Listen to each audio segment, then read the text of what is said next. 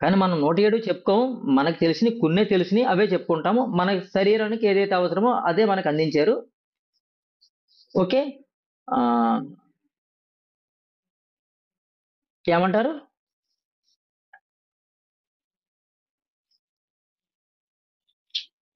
వాతము, పిత్తము, కఫమండి.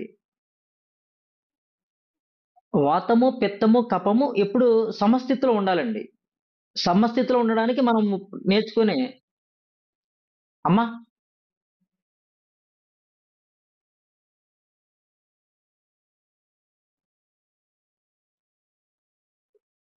నిన్న మనం తెలుసుకున్నాం గదమ్మా! వాతము వాయువు వల్ల వస్తుందండి. కఫము నీరు వల్ల వస్తుంది. పిత్తము మనం తీసుకునే ఆహార పదార్థాల వల్ల వస్తుంది.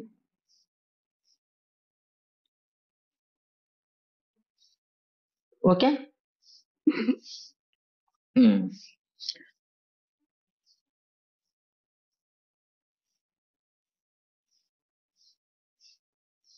లాస్ట్ క్లాస్‌లో మనం తెలుసుకున్నాం గదా! బుక్‌లో ఉంది చూడండి మీకు.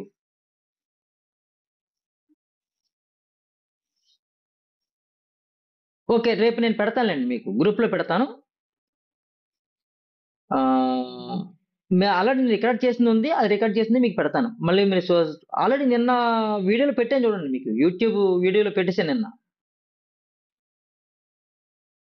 ఓకే. ఆహ్, సరే మళ్ళీ మళ్ళీ మీరు రాసుకోండి. వాతము, పిత్తము, కఫం ఎప్పుడొస్తుందో.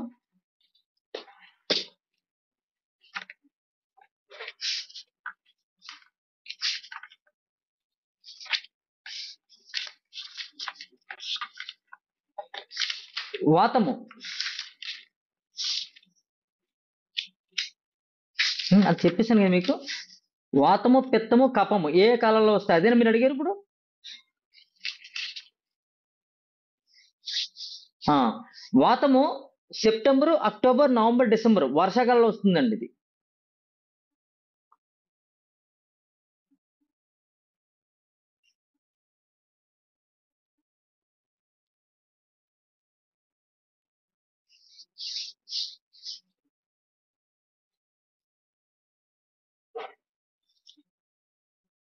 వర్షాకాలము సెప్టెంబర్, అక్టోబర్, నవంబర్, డిసెంబర్ ఇదంతా వర్షాకాలం మనకి.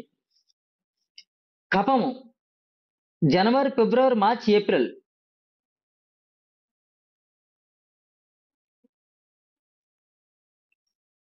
ఇది చలికాలం. అంటే ఫస్ట్ పిత్తం రావాలి మనకి.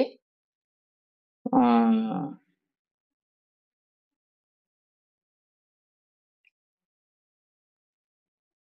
పిత్తము మే, జూన్, జూలై, ఆగస్టు.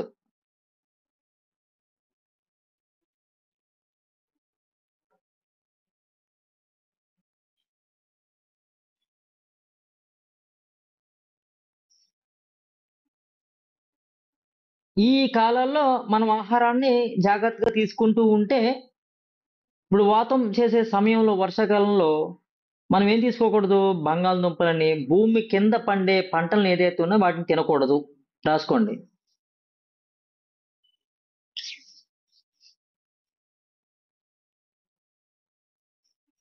భూమి కింద పండే పంటలు ఏదైతే ఉన్నాయో వాటిని తినకూడదు. భూమి పైన తీగజాతి మొక్కలని ఎక్కువగా తీసుకుంటూ ఉండాలి.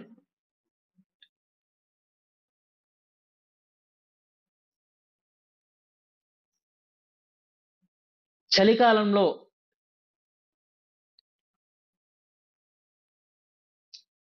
చల్లని పదార్థాలు ఏదైతే ఉన్నాయో వాటిని తీసుకోకూడదు ఎక్కువగా. మజ్జిగ కానీ, పెరుగు కానీ, ఇట్లాంటి పాల పదార్థాలు గానీ ఎక్కువగా తీసుకోకూడదు. స్వీట్స్ గానీ,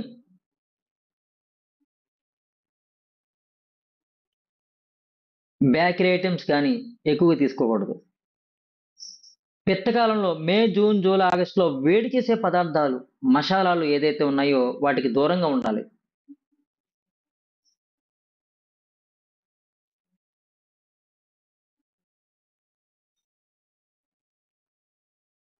వీటికి దూరంగా ఉండాలి ఈ కాలాల్లో.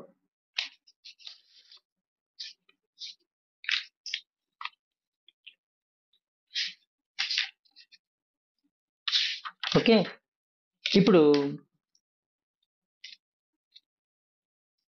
ఊపిరితిత్తుల గురించి తెలుసుకుందాం. ఇది రాసుకోండి.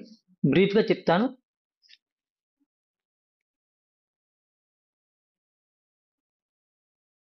ఊపిరితిత్తుల గురించి తెలుసుకుందాం.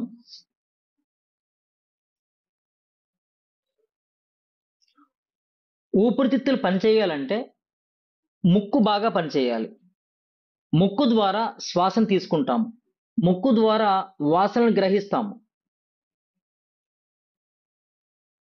ఈ ముక్కు ద్వారా శ్వాస ఏదైతే వచ్చిందో అది ఊపిరితిత్తులోకి ఆక్సిజన్ అనేది ఏదైతే ఉందో ఆక్సిజన్ శ్వాస రూపంగా మనం తీసుకుంటాము. ఊపిరితిత్తు లోపలికి వెళ్తుంది అది. ఈ ఊపిరితిత్తులు ఏం చేస్తాయి? రక్తాన్ని ఉత్పత్తి చేస్తూ ఆక్సిజన్ తీసుకుంటూ కార్బన్ డయాక్సైడ్‌ని వాయువు రూపంగా మార్చి బయటికి పంపుతూ ఉంటుంది.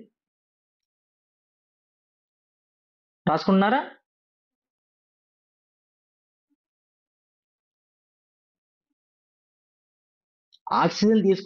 ఆక్సిజన్ తీసుకొని కార్బన్ డయాక్సైడ్ అనే వాయువుల్ని ఆక్సిజన్‌ని కార్బన్ డయాక్సైడ్‌గా మార్చి బయటికి పంపుతుందన్నమాట. రక్తాన్ని ఎప్పటికప్పుడు ఉత్పత్తి చేస్తూ ఉంటుంది ఊపిరితిత్తులు.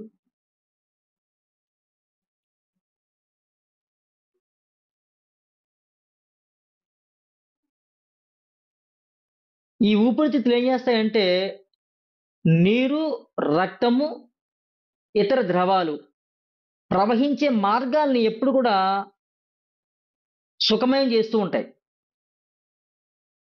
అంటే 72,000 నాడుల్లో నీరు, రక్తము, ఇతర రకాల ద్రవాలు అవన్నీ కూడా ప్రవహిస్తూ ఉంటాయి ఎప్పటికప్పుడు.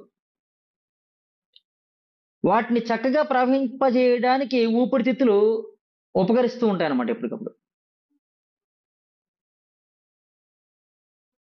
ఇంకా శరీరం యొక్క ఉష్ణోగ్రతను, చర్మాన్ని, చర్మంపై ఉండే వెంట్రుకలను ఎప్పటికప్పుడు సరిచేస్తూ ఉంటుంది.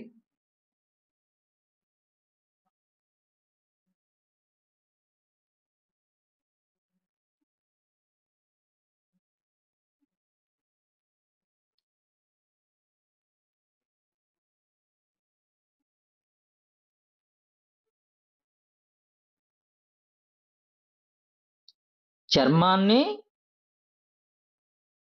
శరీరంలో ఉండే ఉష్ణోగ్రతని, చర్మంపై ఉండే వెంట్రుకలను ఎప్పటికప్పుడు సరిచేస్తూ ఉంటుంది.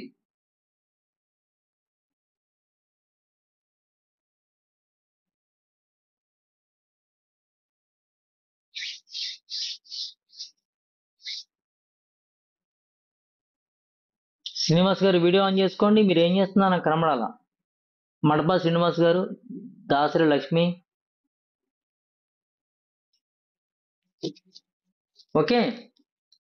నెక్స్ట్ ఇది కీళ్ళను, కండరాలను ఎప్పటికప్పుడు సరిగా పనిచేసేలా చేస్తూ ఉంటుంది ఊపిరితిత్తులు.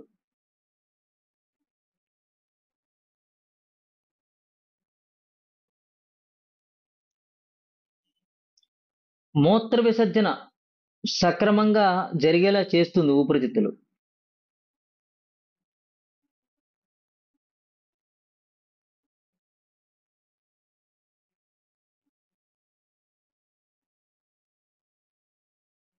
విచారము, దుఃఖాలతో సంబంధం కలిగి ఉంటుంది ఊపిరితిత్తులు. ఇది బాగా అండర్లైన్ చేసుకోండి. విచారము, దుఃఖాలతో సంబంధం ఉంటుంది ఊపిరితిత్తులకు.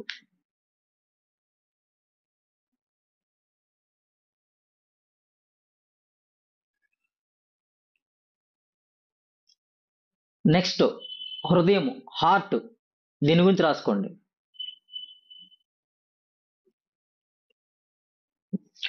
తర్వాత హృదయం, హార్ట్ గురించి రాసుకోండి.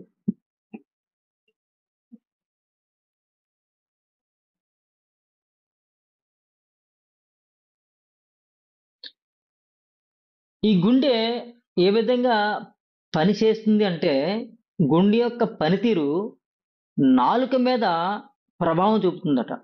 నాలుక ద్వారా గుండె యొక్క పనితీరు తెలుస్తుందట మనకి. అందుకే డాక్టర్లు మనం ఎప్పుడైనా హాస్పిటల్‌కి వెళ్ళినప్పుడు అంటే ఇప్పుడు కాదు ఎంబీబీఎస్ డాక్టర్లు ఎవరన్నా సరే, "నాలుక చాపు బాబు" అంటారు.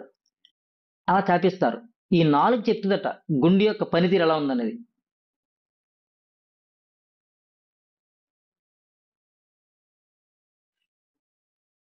ఈ గుండె శరీరంలో ఉండే రక్త ప్రసరణకి బాగా ఉపయోగపడుతుందిది.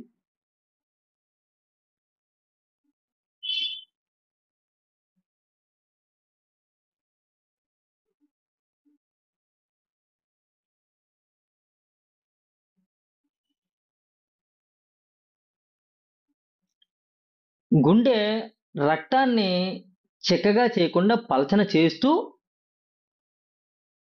ఎప్పటికప్పుడు వేస్ట్‌నంతటిని చెమట ద్వారా బయటికి పంపడానికి గుండె సహకరిస్తూ ఉంటుందట.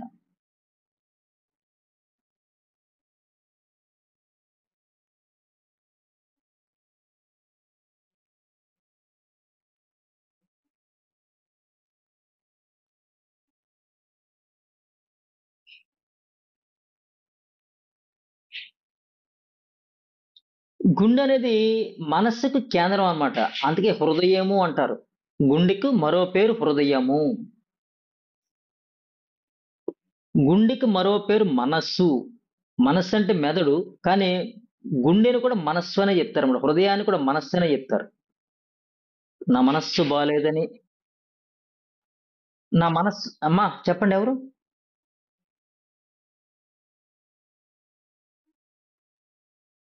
ఆ!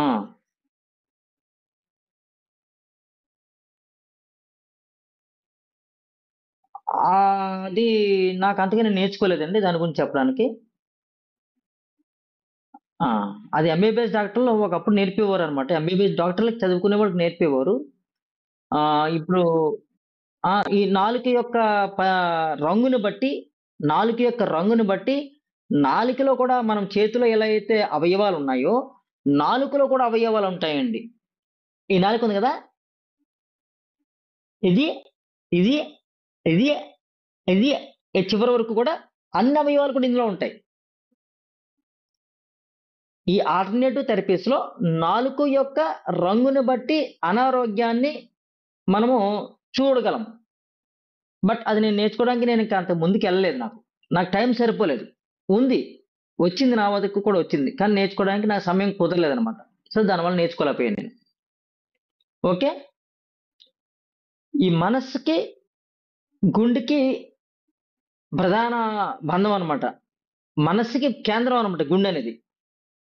ఇంకా ఆలోచనా విధానాన్ని, మానసిక చర్యలను, మానసిక భావాలను, చైతన్యాన్ని, జ్ఞాపక శక్తిని మరియు నిద్రపై ప్రభావం చూపుతుంది గుండె. అంటే హృదయం సరిగ్గా లేకపోతే, మనసు సరిగ్గా పనిచేయకపోతే, నా ఆలోచన విధానం క్రమబద్ధంగా ఉండవు. విచ్చలవిడిగా పోతుంటాయి. మానసిక చర్యలు, మానసిక భావాలు విచ్చలవిడిగా పోతూ ఉంటాయి. జ్ఞాపక శక్తి సరిగా ఉండదు. నిద్ర సరిగా పట్టదు. నా గుండె సరిగ్గా పనిచేయకపోతే. నెక్స్ట్ కాలేయం, లివరు.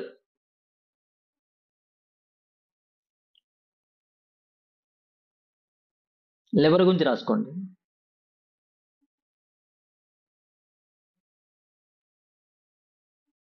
కాలేయం యొక్క పనితీరు ఎప్పుడు కూడా నేత్రాల ద్వారా తెలుస్తూ ఉంటుందట.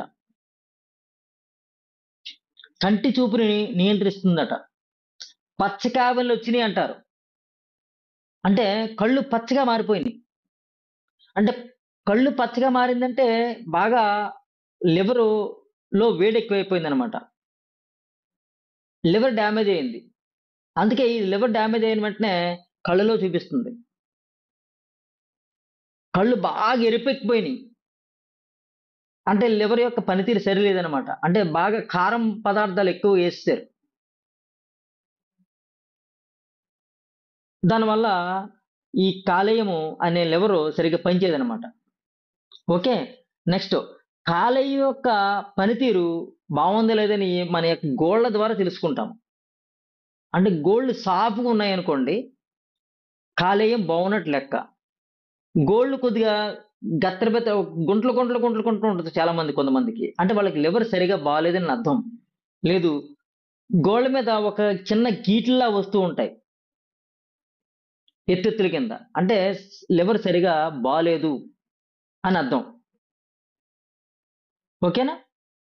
ఇవన్నీ మన యొక్క ఈ అవయవాలు పనితీరు, వాటి యొక్క లక్షణాలు ఎందుకు తెలుసుకోవాలనుకున్నామంటే, ఒక పేషెంట్ మన దగ్గరికొచ్చిన వెంటనే, మనం వాళ్ళ నాలుక చూసో, వాళ్ళ యొక్క కంటిని చూసో, వాళ్ళ యొక్క గోరిని చూసో, వివిధ రకాల అవయవాలను చూసి మనము వారికి ఏ అవయవం పాడైందో చెప్పడానికి ఎక్కువ అవకాశం ఉంటుందన్నమాట. అంటే ఇవన్నీ కూడా మనకి టైం బేస్ మీద తీసుకొని ఉంటుంది. టైం అంత బాగా ఎక్కువుండాలి మనకి. అంత బాగా క్షుణ్ణంగా చూడ్డానికి. మన యొక్క సమయము చాలా అరుదుగా ఉంటుంది మనకి. ఓకే. తర్వాత ఈ రక్తము రక్తమన్నాను. ఈ లివరు రక్తాన్ని నిల్వ చేస్తూ ఉంటుంది. మజిల్స్‌ని ఎప్పుడు కూడా నియంత్రిస్తూ ఉంటుంది.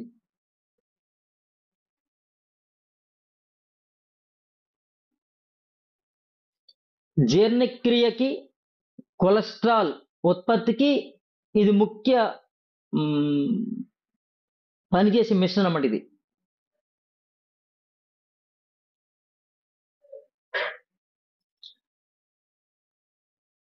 జీర్ణక్రియకి, కొలెస్ట్రాల్ ఉత్పత్తికి ఇది కేంద్ర స్థానం అని చెప్పొచ్చు. కాలేయము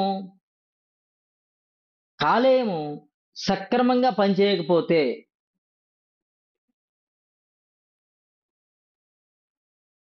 కాలేయం సక్రమంగా పనిచేయకపోతే మన యొక్క మజిల్స్ అన్ని కూడా స్టిఫ్‌నెస్ అయిపోతాయన్నమాట. అంటే బిగిసిపోతూ ఉంటాయన్నమాట. చాలామంది అంటుంటారు, "నా మజిల్స్ అన్ని బిగిసిపోతున్నాయండి. అసలు మూవ్‌మెంట్ ఉండట్లేదండి." అంటే కాలేయం సరిగ్గా పనిచేయడం లేదని అర్థం. ప్రాణశక్తి సక్రమంగా పనిచేయాలంటే ఈ లివర్ బాగా వర్క్ చేస్తూ ఉండాల.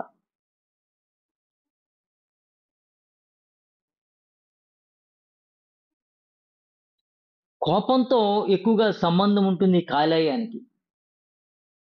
ఈ లివర్ సరిగ్గా బాగోకపోతే కోపం ఉద్రిక్తత ఎక్కువైపోతూ ఉంటదనమాట. దీనివల్ల నిర్ణయాలు సరిగ్గా తీసుకోలేము. ధైర్యం చాలా తక్కువగుంటుంది.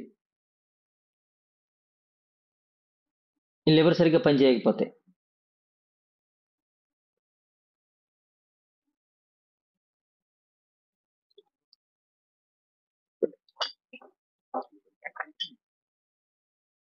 నెక్స్ట్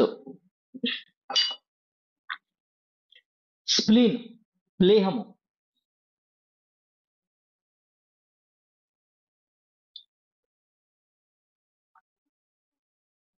ప్లీహం యొక్క పనితీరు, లివరు ఇక్కడ ఉంటుంది కుడి వైపుని.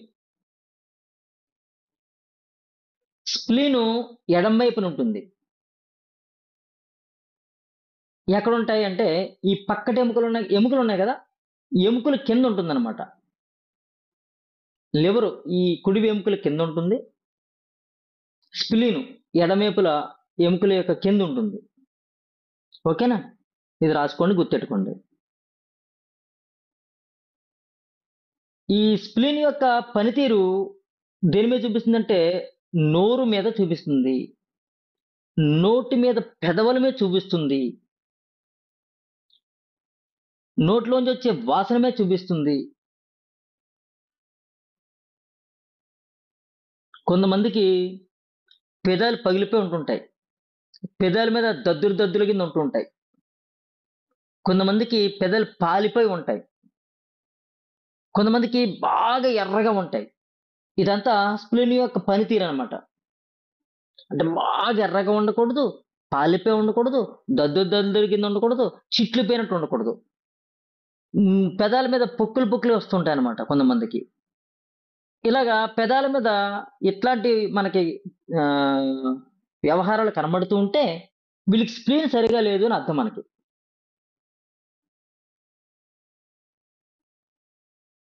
ఓకే.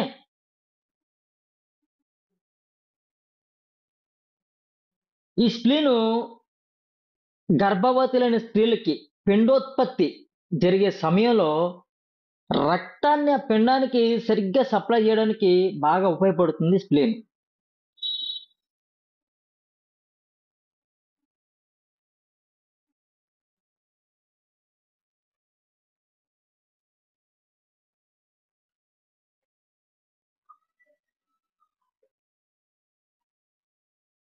రాసుకున్నారా?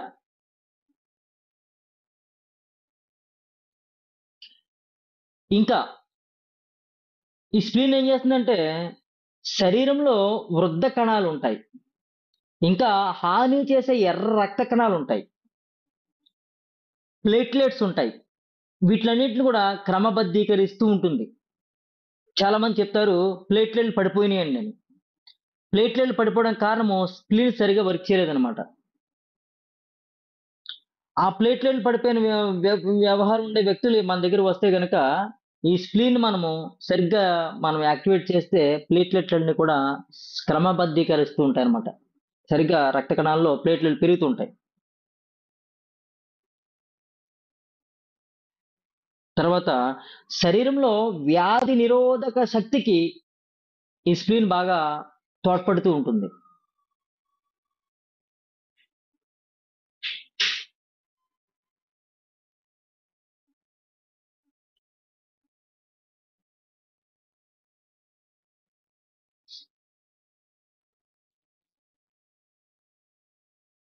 ఓకే. వ్యాధి నిరోధక శక్తికి ఈ స్ప్లీన్ బాగా ఉపయోగపడుతుంటుంది అనమాట.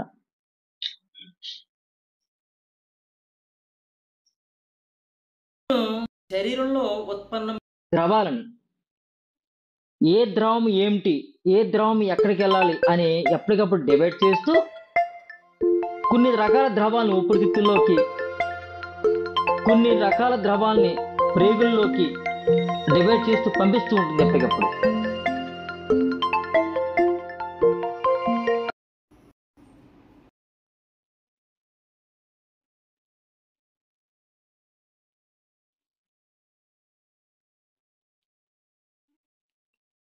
రాసుకున్నారు కదా? ఇంకా ఈ స్ప్లీను ఎర్ర రక్త కణాలను నిల్వ చేస్తూ అవసరమైన సమయాల్లో రక్తాన్ని కణాలకి సప్లై చేస్తూ ఉంటుంది.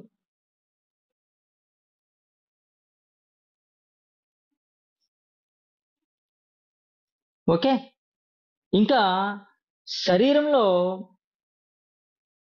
ప్రవహించే ప్రాణశక్తిని నియంత్రిస్తూ ఉంటుంది. ఆలోచన విధానానికి, పరిశీలన శక్తికి, ఏకాగ్రతకు ఒక విద్యను అభ్యసించాలన్నా ఆ అభ్యసించిన విద్యని తగిన విధంగా సామర్థ్యంగా పెంపొందింపజేసుకోవాలన్నా, తర్కించగల శక్తిని అంటే వాదనకు దిగినప్పుడు తర్కంలో నిలబడగలిగే శక్తిని ఇవ్వాలన్నా, జ్ఞాపశక్తిని సరిగ్గా ఉంచాలన్నా స్ప్లీను ఎంతగానో ఉపయోగపడుతుంటుందన్నమాట. ఇది స్ప్లీన్ యొక్క పనితీరు. తర్వాత ఉదరం, స్టమక్. స్టమక్ గురించి రాసుకోండి.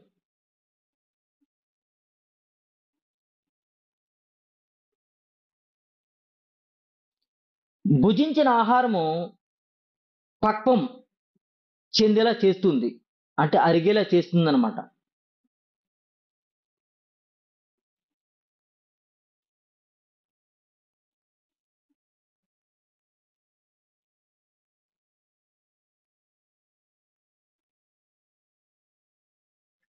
ఇంకా జీర్ణమైన ఆహారాన్ని అంటే పక్వమైపోయిన ఆహారం నుండి వివిధ రకాలను బయటికి తీసి ఎక్కడికెక్కడ పంపడానికి స్ప్లీను ఇందాక రాసుకుని ఉపయోగపడుతుందని.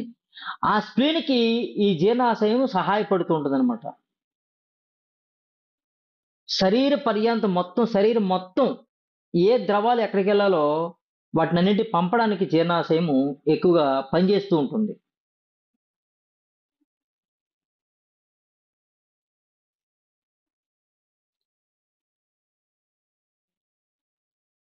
ప్రాణశక్తిని ఎప్పటికప్పుడు దిగువ భాగానికి అంటే కింద అవయవాలకి ఎప్పటికప్పుడు పంపించడానికి ఈ జీర్ణాశయము బాగా పనిచేస్తుంది.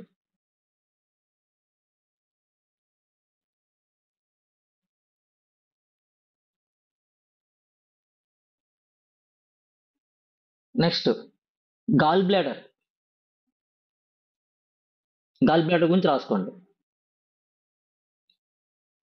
పైత్యరసాన్ని ఎప్పటికప్పుడు నిల్వ చేసి జీర్ణ వ్యవస్థకి మొత్తానికి విడుదల చేస్తుంది.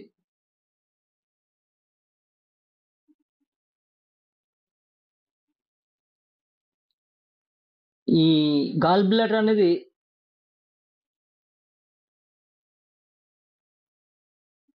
ఏమడుగుతున్నారు?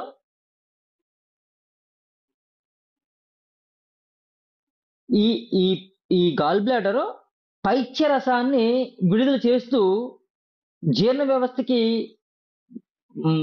సహకరిస్తూ ఉంటుంది. అంటే మనం తిన్న ఆహారము పచనం అవ్వాలంటే ఒక రకమైన యాసిడ్స్ జీర్ణాశయంలో ఉత్పన్నమవుతాయి. ఈ యాసిడ్స్ ఉత్పన్నం అవడానికి కారణము గాల్ బ్లాడర్. ఈ పైత్య రసాన్ని పంపిస్తుందన్నమాట జీర్ణాశయానికి. ఆ పంపడం వల్లే ఇందులో యాసిడ్స్ ఉత్పన్నమవుతాయి జీర్ణాశయంలో. ఆ యాసిడ్స్ వల్ల మనం తీసుకున్న ఆహారము పచనం అవుతుంది.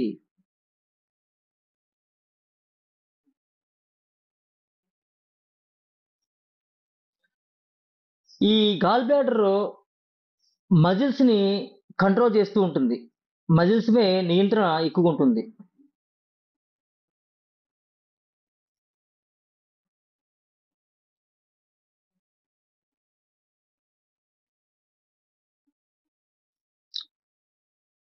కాలేయం ఏం చేస్తుందంటే ప్రాణవాయువుల్ని కండలకు, కండరాలకు, కీళ్లకు ప్రాణవాయువుని కండలకు, కండరాలకు, కీళ్లకు అంటే కండల కంటే మజిల్స్ కి, కండరాల కంటే లెగిమెంట్స్ కి, కీళ్ళు అంటే జాయింట్స్ వీటికి సక్రమంగా పంపడానికి ప్రాణవాయువుని ఈ లివర్ పంపుతుంది. ఈ లివర్ కి సహాయం చేస్తుంది గాల్ బ్లాడర్, పిత్తాశయం.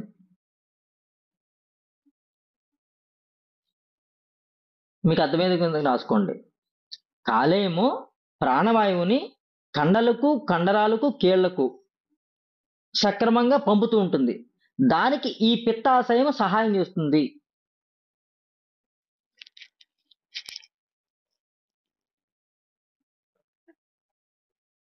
అవునండి, చేతికట్టు అంటారు. అవునండి.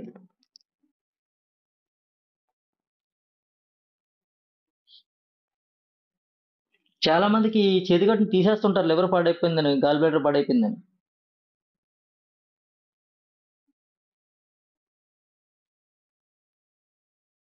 ఇబ్బంది ఉంటుందంటే దాని యొక్క పనితీరు తగ్గిపోయిందిగా మనకి శరీరానికి. అంటే శరీరం మీద లివర్‌కి పని ఎక్కువైపోయింది. లివర్‌కి సహాయం చేస్తుంది ఇది. లివర్‌కి పని ఎక్కువైపోయింది. జీర్ణాశయానికి పని ఎక్కువైపోతుంది. ఎందుకంటే దాని యొక్క యాసిడ్స్‌ని అదే ఉత్పన్నం చేసుకోవాలి. ఈ పిత్తాశయం పంపించాల్సిన యాసిడ్స్‌ని ఏదైతే ఉందో పైత్యరసాన్ని ఇదే పుట్టించుకోవాలి. దీని పని పెరిగిపోయింది. అంతే కదా మరి. అంతే కదమ్మా! ఆ! ఎందుకంటే వాటినన్నిటిని కూడా ఇది ఒక డస్ట్‌బిన్ అన్నమాట. ఒక లివరు, గాల్ బ్లాడర్ ఒక డస్ట్‌బిన్‌తో సమానము. మొత్తం వేస్ట్ అంతటిని తీసుకొచ్చి లాక్కున్నది శరీరానికి ఆరోగ్యకరమైన రసాల్ని ఉత్పత్తి చేస్తూ ఉంటాయన్నమాట ఎప్పటికప్పుడు. ఇంకా ఆ! అవును. ఎందుకంటే ఆహారము వేడి పదార్థాలు బాగా ఎక్కువ తీసేసుకుంటున్నారు వీళ్ళు. తర్వాత రోడ్డు మీద ఎక్కువ తినే ఫాస్ట్ ఫుడ్ సెంటర్స్ బాగా పెరిగిపోయినాయి. వాటిలో రకరకాల కలర్ ఫుడ్స్ వేసేస్తూ ఉంటారు. టేస్ట్ కోసం. టేస్టీ ఫుడ్స్ లాంటివి. అవన్నీ కూడా జీర్ణాశయాన్ని, లివర్‌ని పాడు చేసేవే. రుచి కోసం అలా ఏస్తూ ఉంటారు. దానివల్ల. నెక్స్ట్ ఈ గాల్ బ్లాడర్ సెల్ లేకపోతే గనక న్యాయాన్యాయాను సరిగా పరిగణించి నిర్ణయాలు తీసుకోవడానికి సామర్థ్యం తక్కువ ఉంటుంది. గాల్ బ్లాడర్ సరిగ్గా పనిచేయకపోతే. అదే పనిచేస్తూ ఉంటే న్యాయాన్యాయాలను సరిగ్గా పరిగణించి నిర్ణయాలు తీసుకోవడంలో శక్తి సామర్థ్యం కలిగి ఉంటుంది ఈ గాల్ బ్లాడర్.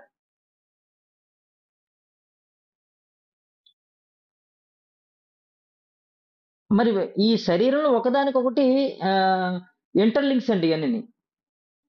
ఒక్కటే అన్నీ చేయదు. ఒకదానికొకటే ఇంటర్లింక్స్ అంటే కుడి చేయికి ఎడమ చేయి కూడా సహకరిస్తూ ఉంటుంది. కొన్ని సందర్భాల్లో చూడండి మీరు నేల మీద ఏదైనా పడిపోయిన చిన్న పెన్ లాంటిదుంటే 2 వేళ్ళతో తీసుకుంటారు. మీరు ఎప్పుడైనా చూసారా మీరు? కాలుతో. మరి పెన్నుని పట్టుకోవాల్సింది ఏది? చేతులే కదా! మరి కాలు వెళ్తే మరి ఎందుకు పట్టుకుంటాం మనము? అంటే అది కూడా ఇంటర్లింక్ పనిచేస్తూ ఉంటాయన్నమాట. వాటివి అంటే ముఖ్యంగా పనిచేసేది చెయ్యే. కానీ ఈ చెయ్యికి కొంచెం ఇలా చెయ్యి సహకారం, కాళ్ళు సహకారం తీసుకొని ఇలా చెయ్యి అందుకుంటదన్నమాట. ఇది వంగే పని లేకుండా. అలాగా. నెక్స్ట్ మానసిక శక్తిని ప్రభావం చేస్తూ ఉంటుంది. రాసాం గదా!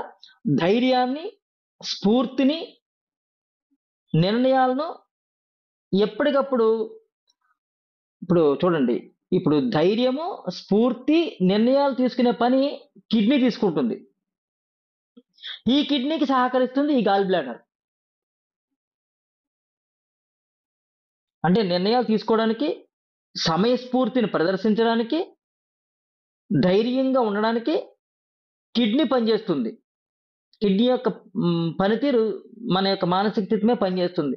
దానికి ఈ గాల్ బ్లాడర్ సహకరిస్తుంది. చూడండి ఎంత లింకులున్నాయో. ఇవన్నీ కూడా ఇంటర్లింక్స్ అన్నమాట.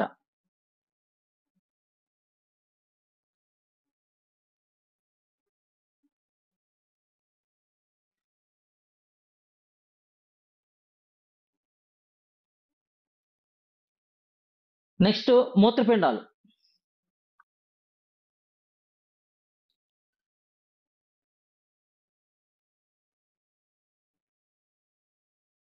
కిడ్నీల యొక్క మూత్రపిండాలు అంటే కిడ్నీస్. కిడ్నీల యొక్క పనితీరు చెవుల ద్వారా వ్యక్తమవుతూ ఉంటుంది.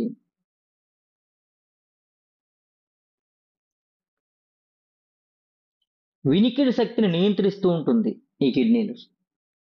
చూడండి మన యొక్క చెవి, కిడ్నీ ఒకే విధంగా ఉంటాయి చూడడానికి. చెవులు, కిడ్నీలు యొక్క పనితీరు చెవుల ద్వారా వ్యక్తమవుతూ ఉంటుంది. వినికిడి శక్తిని నియంత్రిస్తూ ఉంటుంది.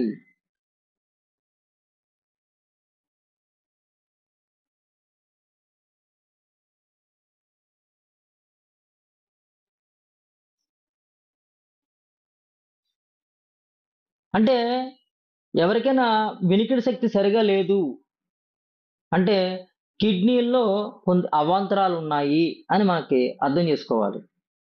నెక్స్ట్ వెంట్రుకల ద్వారా కూడా కిడ్నీల యొక్క పనితీరు కనబడుతుంది. కొంతమందికి వెంట్రుకలు పాలిపోయి ఉంటుంటాయి. కొంతమందికి వెంట్రుకలు చివర విరిగిపోయి ఉంటుంటాయి. అంటే 2గా చీలిపోయి ఉంటుంటాయి అన్నమాట. కొంతమందికి వెంట్రుకలు రాలిపోతూ ఉంటుంటాయి.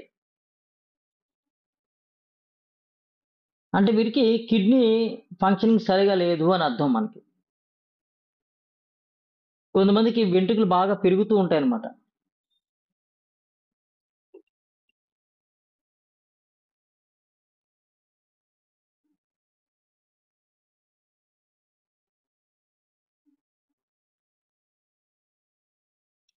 చూపిస్తుందండి. చూపిస్తుంది. ఇందాక అనుకున్నాం కదా మనం. గోల్డ్ మీద కూడా ప్రభావం చూపిస్తుంది.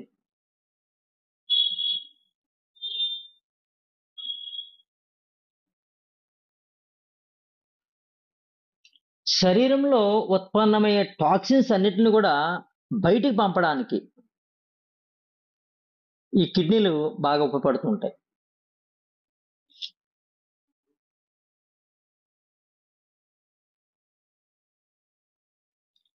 పంటి యొక్క పనితీరు కూడా ఈ కిడ్నీ మీద ఆధారపడుతుంది.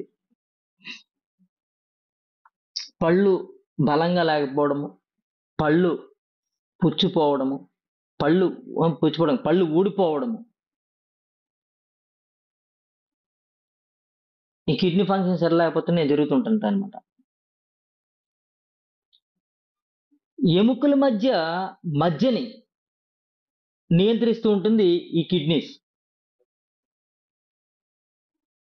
అంటే చాలా మందికి మోకాళ్ళ చెప్పులు అరిగిపోయినాయండి, మోకాళ్ళలో గుజ్జు సరిలేదండి అని చెప్తుంటారు. అంటే ఈ కిడ్నీ ఫంక్షనింగ్ సరిగా లేదనమాట. ఈ మోకాళ్ళ నొప్పులు ఉన్న వాళ్ళకి ఖచ్చితంగా కిడ్నీ ఫంక్షనింగ్ లో కూడా మనకి ప్రోబ్ పెట్టి చూస్తే నొప్పి తెలుస్తూ ఉంటుంది. అంటే దానికి కిడ్నీ కూడా మనం వర్క్ చేస్తూ ఉండాలన్నమాట. ఇది ఒకదానికొకటి అండి ఇంటర్లింక్స్ అనమాట.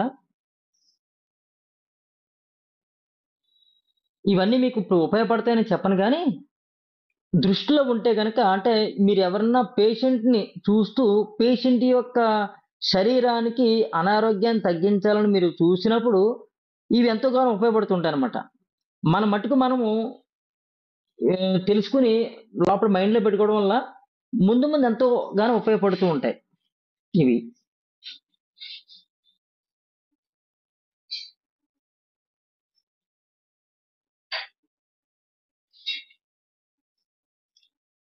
ఈ కిడ్నీ ఫంక్షనింగ్ సంతానోత్పత్తికి ఎంతో ప్రోత్సాహం ఇస్తూ ఉంటుందన్నమాట.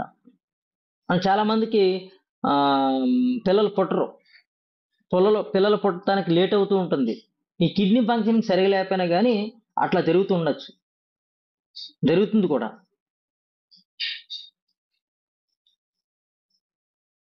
సంతానోత్పత్తి కలగడానికి ఆ ప్రత్యుత్పత్తి ఎదుగుదలకి అవసరమైన సారాన్ని నిల్వ చేస్తూ ఉంటుంది ఈ కిడ్నీస్.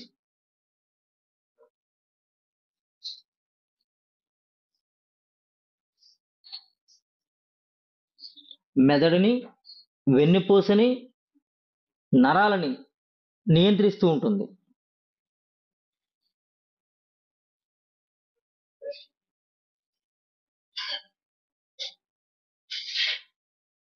శరీరంలోని సోడియంని, నీటి శాతాన్ని ఎప్పటికప్పుడు నియంత్రిస్తూ బీపీని అదుపులో ఉంచుతుంది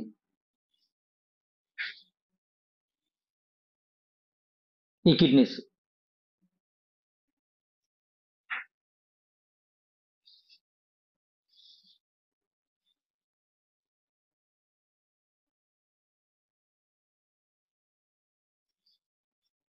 మెదడుని, వెన్నుపూసని,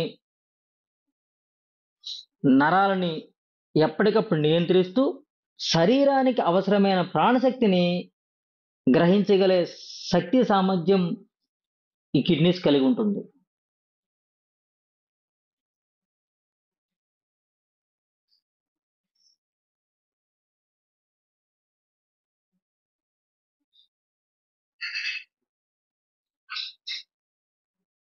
మనలో కలిగే భయాలు ఈ కిడ్నీకి సంబంధం ఉంటుంది.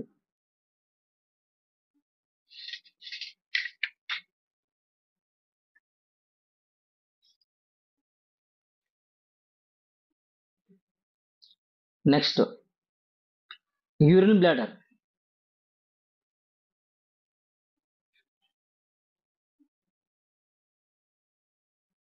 శరీరంలోని ద్రవాలను మూత్రంగా మార్చడానికి కిడ్నీలకు సహాయపడుతుంది ఈ యూరిన్ బ్లాడర్.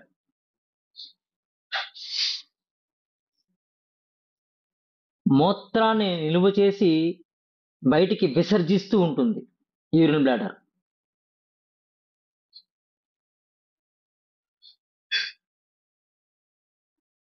అంటే ఇవన్నీ ఎందుకు తెలుసుకుంటాం అంటే మనం ఒక థెరపిస్ట్గా రేపొద్దున్న పబ్లిక్లోకి వెళ్ళామంటే వీడి యొక్క పనితీరు మనకు తెలిసి ఉండాలి. వీటి యొక్క పనితీరు వల్ల మానసిక స్థితి భావాలు మనకు తెలిసి ఉండాలి. నెక్స్ట్ చిన్న ప్రేగులు.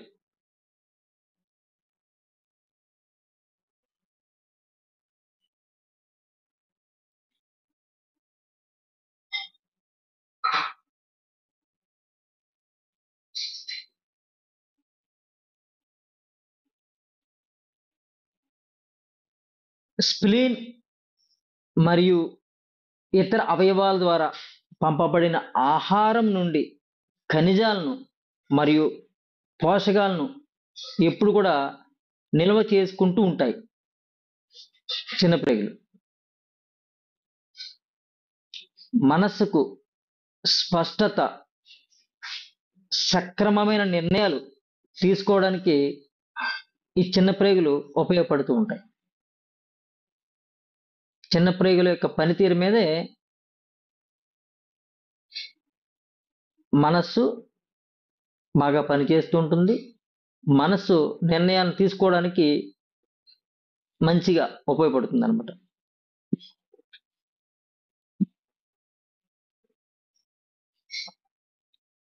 పెద్ద ప్రేగులు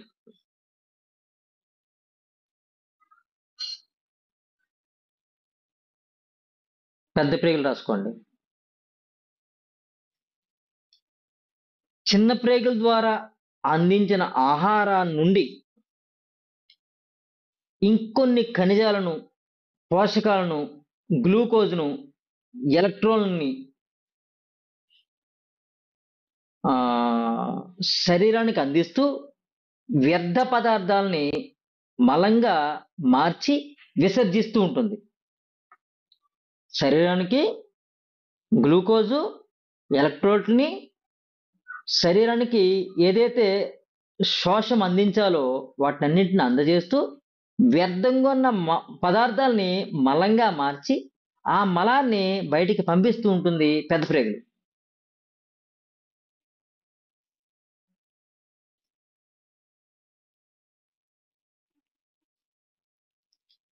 వ్యాధి నిరోధక శక్తిపై ప్రభావం చూపుతుంది ఈ పెద్ద ప్రేగులు. అది ఎలా అంటే పెద్ద ప్రేగుల్లో ఉన్న వ్యర్థ పదార్థాలు మలంగా మారి బయటికి పంపినప్పుడు శరీరంలో వ్యాధి నిరోధక శక్తి పెరుగుతూ ఉంటుందన్నమాట. ఎప్పుడైతే పెద్ద ప్రేగుల్లో ఉన్న వ్యర్థ పదార్థము మలంగా మారి బయటికి వెళ్ళదో శరీరంలో వ్యాధి నిరోధక శక్తి పడిపోతూ ఉంటుంది.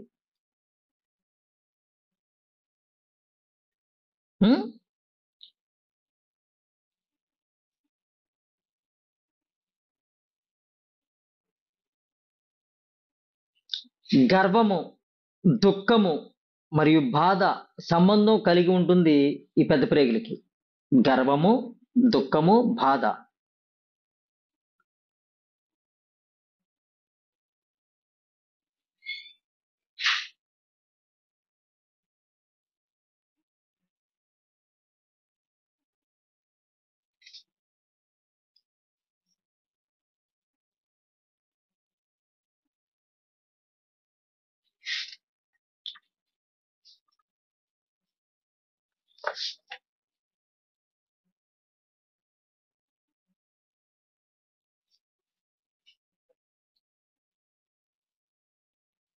రాశారు కదా. నెక్స్ట్, వ్యాధులు ఎందుకు వస్తాయి, కారకాలు ఏమిటి? Diseases, causes.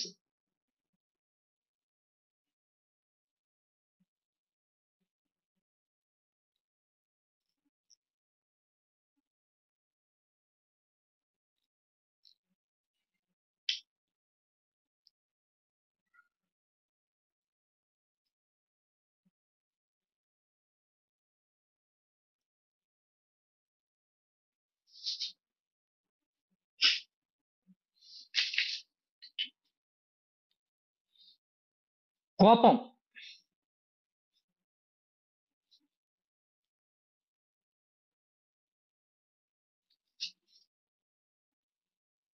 అతిగా తగని విధంగా కోపగించుకోవడం వలన కాలేయంపై ప్రభావం చూపుతుంది.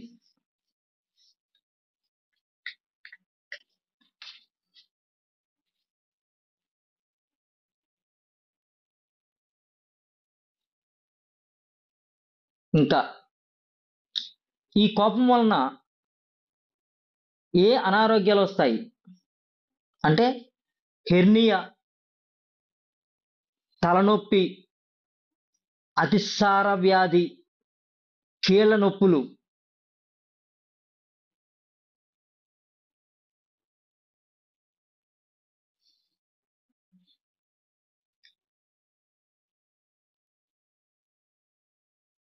మరి ప్రభావితమయ్యే అవయవాలు ఏమిటి అంటే ముక్కు, లివరు, మెదడు, చిన్న ప్రేగులు, కిడ్నీలు. చూడండి, కోపం వల్ల ఎన్ని అవయవాలు పాడవుతాయి. ముక్కు సరిగా పనిచేయదు, లివర్ సరిగా వర్క్ చేయదు, మెదడు సరిగా పనిచేయదు, చిన్న ప్రేగులు సరిగా పనిచేయవు, కిడ్నీలు సరిగా పనిచేయవు. ఒక్క కోపం చాలు మనకి మన యొక్క జీవితాన్ని ఆనందమయంగా ఉంచుకోవడానికి అడ్డు. ఒక్క కోపం చాలు మన శరీరము అస్తవ్యస్తంగా అనారోగ్య పాలవడానికి.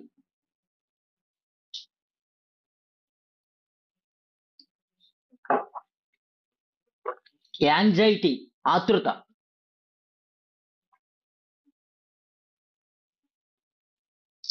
స్ప్లీన్ మీద, ఉదరం అంటే కడుపు మీద, ఊపిరితిత్తుల మీద, కిడ్నీల మీద ప్రభావం చూపుతుంది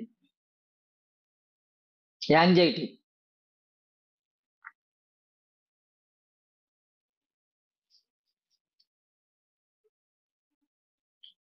లక్ష్మీ తల్లి, మీరు వీడియోస్ ఆన్ చేసుకోండి. మీరు ఏం రాస్తున్నారా, రాయడం లేదా నాకు తెలియాలి. దాసరి లక్ష్మి, గురునాథరావు గారు, మీరు వీడియోస్ ఆన్ చేసుకోకపోతే నాకు గోడకి చెప్పినట్టు ఉంటుంది. ఎన్నోసార్లు చెప్పాను మీకు నేను. వెంటనే నేను మూసేసి పడుకుని పోతాను. నా టైం కూడా అయిపోద్ది. 8:30, 9 మధ్యలో నా శరీరం మంచం ఎక్కేయాలి. మీకోసం ఎంతో శ్రమ కోర్చి చెప్తున్నాను. దయచేసి వీడియోస్ ఆన్ చేసుకోండి. Okay, next. చాలా మంది నేను అందంగా లేనని చెప్పేసి నల్లగా ఉన్నానో, అందంగా లేనో ఎప్పుడు బాధపడుతుంటారు. దీనివల్ల పులిపిరికాయలు వస్తూ ఉంటాయట.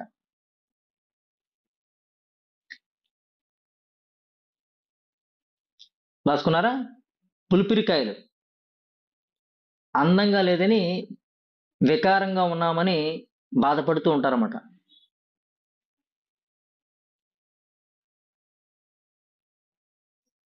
పులిపిరికాయలు. ప్రభాకర్ గారు ఏంటండి?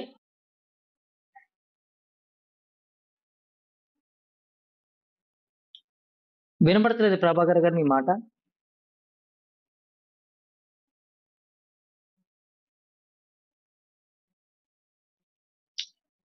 మీ సిగ్నల్ సరి లేదని వినపడతలేదు మాట.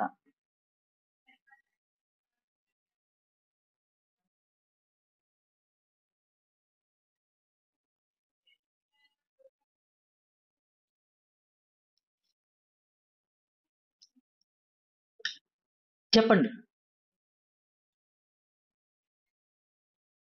ఆహాహా, ఓకే ఓకే ఓకేనండి. నెక్స్ట్, ఇతరులను దూషిస్తూ ఉంటారు చాలా మంది. దానివల్ల మూత్రకోశం ఇన్ఫెక్షన్ వస్తూ ఉంటుందండి. ఇతరులను దూషిస్తూ ఉండడం వల్ల మూత్రకోశంలో ఇన్ఫెక్షన్స్ వస్తూ ఉంటాయి. చూసారా, మనస్సు యొక్క భావాల వల్ల శరీర అవయవాల్లో ఎంత లోపాలు వస్తున్నాయో. అంటే ఇప్పటికి ప్రపంచంలో ఎంతో మందికి అనారోగ్యం వస్తూ ఉన్నది. ఎంతో సైన్స్ డెవలప్మెంట్ అవుతూ ఉంది. ఎన్నో కొత్త కొత్త రకాల మందులు బయటికి ప్రపంచంలో వస్తూ ఉన్నాయి. కానీ ఏ అవయవం యొక్క పనితీరుపై ప్రభావం చూపడం లేదు. కారణం ఏమిటి? మనస్సు, మనస్సులో భావాలు. మరి మనస్సులో భావాలులో మార్పులు రావాలి అంటే, శరీర అవయవాలు సరిగ్గా పనిచేయాలి అంటే, మనలో ఏమి ఉత్పన్నం అవ్వాలంటే ఆధ్యాత్మిక జీవితం ఉత్పన్నం అవ్వాలి. ఆధ్యాత్మిక జీవితం మీదే మనస్సు ప్రభావం చూపుతుంది. ఆధ్యాత్మిక జీవనంలో బుద్ధి సరిగా పనిచేస్తుంది. బుద్ధి కంట్రోల్‌లో మనసు ఉంటుంది. మనస్సు కంట్రోల్‌లో ఇంద్రియాలుంటాయి. ఇంద్రియాల కంట్రోల్‌లో అవయవాలుంటాయి. ఇవన్నీ కూడా ప్రాణశక్తి చంచల గతి మీద ఆధారపడి ఉంటుంది. ఓకే. నెక్స్ట్ నిర్ణయాలు తీసుకునే సామర్థ్యం లేకపోతే స్ప్లీన్ సరిగ్గా వర్క్ చేయదు. అంటే స్ప్లీన్ సరిగ్గా వర్క్ చేయకపోతే నిర్ణయాలు సరిగ్గా తీసుకునే సామర్థ్యాన్ని కోల్పోతామనమాట.